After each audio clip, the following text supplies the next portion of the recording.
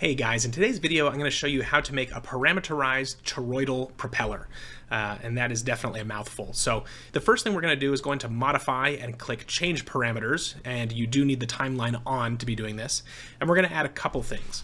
First is major diameter. This is going to be the overall maximum diameter of your project, basically, of your propeller. And for this, I'm going to do 256, actually 250 to be safe millimeters. The print area of the X1 carbon is 256, so basically what I'm doing is making sure that the propeller itself can fit within one build plate of the regular X1 carbon size build plates. I'm going to go ahead and save that parameter and then add one more called the minor diameter.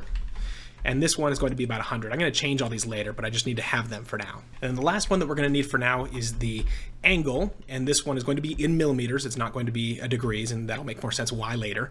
And for now, I'm going to put, I don't remember what this is supposed to be, so I'm just going to put 100. Okay, once we have those, we can go ahead and create a sketch on the XY plane. The very first thing we're going to do is we're going to create a construction sketch by pressing X, and then make it the major diameter. Basically, we know that we don't want to exceed this size for our toroidal propeller. Next thing we're going to do is we're going to create a line that goes out from the center of this circle, and the distance is going to be the major diameter divided by 2 minus the minor diameter. And make sure that that's constrained to be horizontal. The next thing we're going to do is we're going to create a 2-point circle that goes from there. This one's not going to be construction.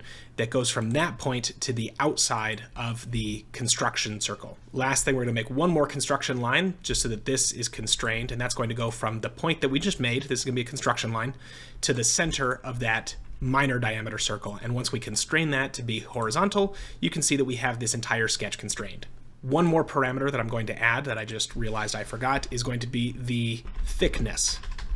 And this is going to be how thick each blade is. And for now, I'm going to do 1.8 millimeters. Actually, I'm going to do 2.4, which is 4 passes of a regular 0.6 millimeter nozzle. And once we have that, I'm going to go in here and I'm going to offset it by negative thickness. And once we have that, we are good for our first sketch. The next thing that we're going to do is we're going to go into create again. We're going to create a coil on that same plane that we just did. And this coil is going to be the diameter of our major diameter. The height, this is going to be a little bit confusing because there is an angle parameter, but you'll just have to trust me on this. The height is going to be the angle. And you can see why, because if we have a higher angle, it's going to reduce, if we have a higher value in the height section, by adjusting the angle parameter, it's going to change the angle that we actually extrude this toroidal shape. And this sounds confusing, but it'll make a lot of sense once we actually have a form to start playing with. But for now, again, I'm just going to do angle for the height, and I'm going to change the section size to 1. The section size doesn't actually matter because this is just going to be a sort of helper object.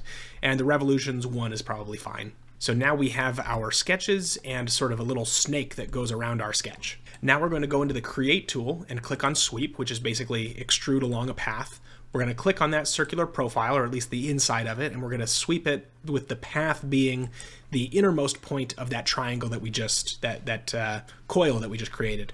And it's going to make a really abominable looking shape. We want this to be a new body.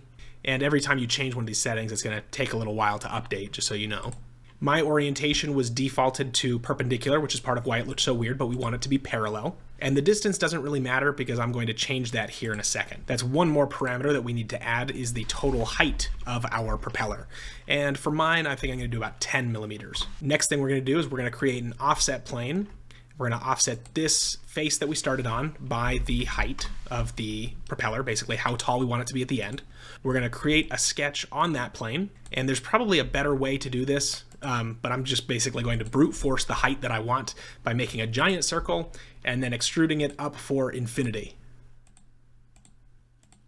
And once we do that, we're left with this sort of squatty torus. I'm going to hide that guide that we created. And you can see that this is way too, that overhang is way too sharp for a 3D printer to be able to print, which is why we can go into change parameters, and hopefully this is starting to make more sense. We're going to make this angle a lot taller, maybe 1,000 millimeters. There we go. That's a lot closer to what we're looking for. Remember that angle, there's probably, again, a better way to do this, but I just make the minimum that I can to get something to work, and then, it either works or it doesn't. I'm going to actually reduce that by just a bit. I really want this to be close to 45 degrees, and just to kind of eyeball it, I'm going to go into section analysis.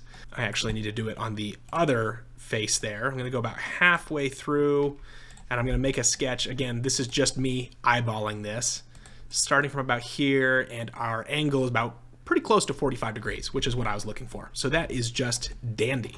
Next thing you're going to want to do is go into pattern and click circular pattern. Make sure you have it set to bodies, and we are going to make a pattern of this body. It's still set to 100 from when I did the knurling video, but 5 is going to be enough. And now we have 5 sort of Olympic ring looking toruses, or at least sections of a torus. I'm going to go through and combine all of these to be one body. And there you have it, a super easy workflow to make toroidal propellers or fans in Fusion 360.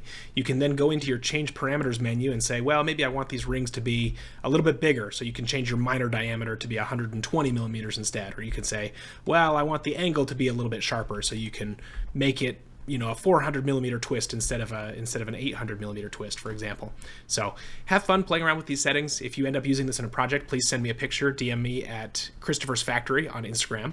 I hope you learned something from this video, and I hope you have a wonderful day.